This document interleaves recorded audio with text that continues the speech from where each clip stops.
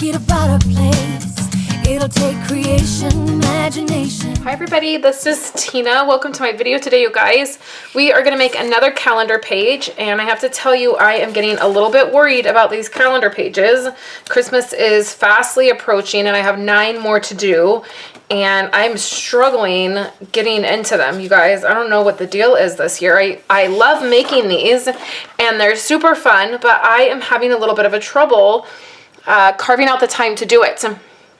So let me just recap in case you are just joining us for these. This was my October calendar page, and this is just in a calendar. It's a DIY calendar, and I give these as gifts to my grandmother and my mom. This was November, and then this is going to be December. And if you guys have been following me, if you follow me on Facebook, then I gotta reach and get my adhesive. Then you know that my grandmother is in the hospital as of the moment I'm filming this. She has been in the hospital for a while now, and we're really not sure what the outcome is going to be. So it's an emotional thing for me. I'm very close with my grandma, and I'm very worried about her. And so things are running a little bit slow on my website and my videos, and I apologize for that. So this is some paper from the Christmas paper that's in the annual catalog, and I'm not sure the name of it, but if you will go over to my website, you will see a supply list for all of these items, and you can purchase them in my online. So before I attach this paper, I just want to go ahead and put a hole in here so that I know where it's at, okay? So we're gonna take this music paper, and on one of the calendar pages, I think that I put this paper down upside down. So sometimes that happens. Okay, so we have our Christmas paper down here, our music paper. And then I have a bunch of elements. I always try to cut things out because this can tend to drag on if I don't. So let me show you what I have. We have 2 cherry cobbler squares, and then we have a craft square. Then we have from the stitched dies, which are about to go on back order. Can you see those stitching? These are about to go on back order, so if you've not picked them up, you will want to do that really soon. So we have that, and then we have a little doily, and it's gonna go here.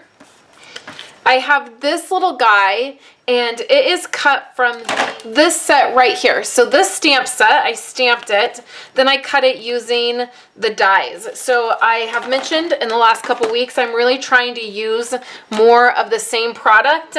I'm trying to get it out and then create several projects with it. So here is another piece from the stockings that we're gonna put together. And I'm gonna put these together separate so you guys can see closer.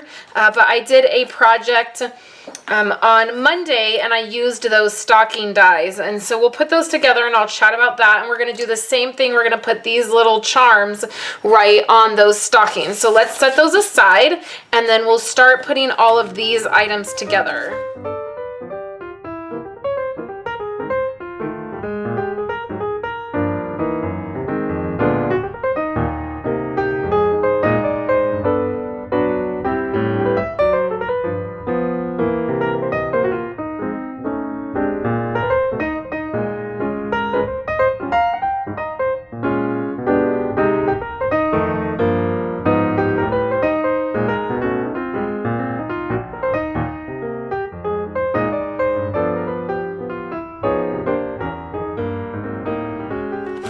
Alright, so before I finish up with these stockings, let's go ahead and add our items to the bottom part of the calendar. This is from that same designer series paper. It's in this green. And for this particular calendar, this top panel is 3 1/4. And then this bottom piece is like not quite an inch. I know exactly where it is on my trimmer. It's a little bit of a weird, and I don't think I cut this perfectly either. I think it's going to overlap the calendar part. Not to be perfect. It'll be okay. So let's zoom in and work on those stockings. this is the large stocking die right here, and then I'm using this stocking here, and I chose to back these with black just because I felt like when I put it on here on the craft, you can see the craft shines through, and I just felt like it didn't look very good. We'll take some of our mono adhesive, our liquid glue, and we can just put some little dots on here.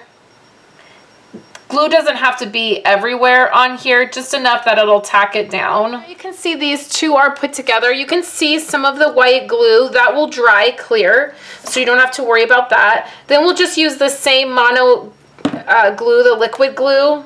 It's probably not a good idea that I'm working right on top of my calendar, you guys, but I feel like you can see it better if I'm not on my black mat. So I just cut the top of that in some glitter paper, some Dazzling Details Glimmer, Shimmer, Shine, beautiful paper that I love, and we're just attaching those to the top. So we're going to do the exact same thing to the very top of these with some of this baker's twine right here, this red and white baker's twine, and then the little these little guys right here. So I'll do that, and then I'll come back and I'll show you where the photo is going to go on this calendar page and the way it looks at the very end.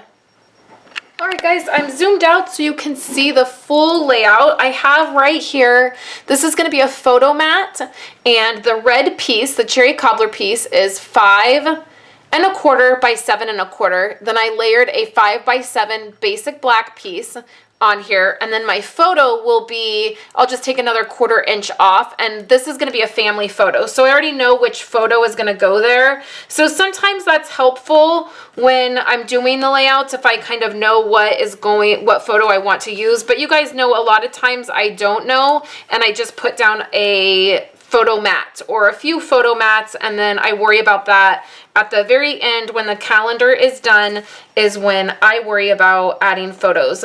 So I'm just taking some of this same baker's twine, and I'm going to tie a bow, and this will be fine to do because the photo itself will tuck right under the baker's twine. Just like that, and that is my Christmas layout, or my Christmas layout for my calendar.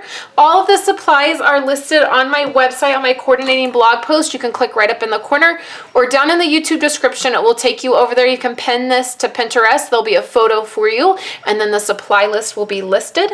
And I want to let everybody know that next week is going to be a huge online extravaganza from Stampin' Up. It's a huge sale. There's going to be items that are 40% off, and it's going to start Monday. So I will be sharing more details with that in my email that I send out on Friday. So make sure there's a link down below if you want to get that email from me and hear all about all the exciting things that always take place around here. You're welcome to do that. So thank you guys so much, and I will talk to you later.